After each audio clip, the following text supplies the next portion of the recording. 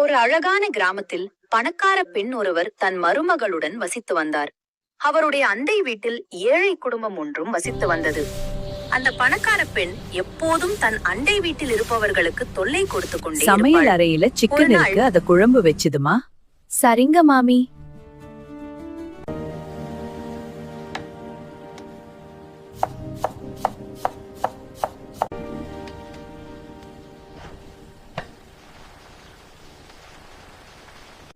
அம்மா பசிக்குது. கஞ்சி சாதம் இருக்கு, நான் எடுத்துட்டு வரேன்.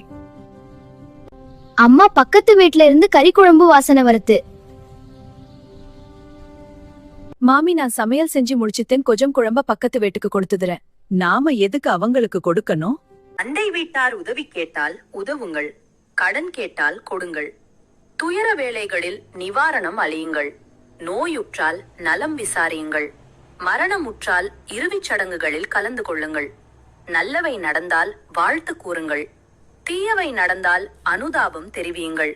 அண்டை வீட்டாருக்கு காற்று கிட்டாதவாறு உங்கள் சுவரை அவர்கள் அனுமதியின்றி உயரமாக எழுப்பாதீர்கள், தொல்லை தராதீர்கள். அண்டை வீட்டார் பசித்திருக்க தான் மட்டும் வயிறு நிரம்ப உண்பவர் உண்மையான இறை நம்பிக்கையாளர் இல்லை என்று நபி ஸல்லல்லாஹு அலைஹி வஸல்லம் கூறியிருக்கிறார். இந்த உணவை குழந்தைகளுக்கு கொடுங்க.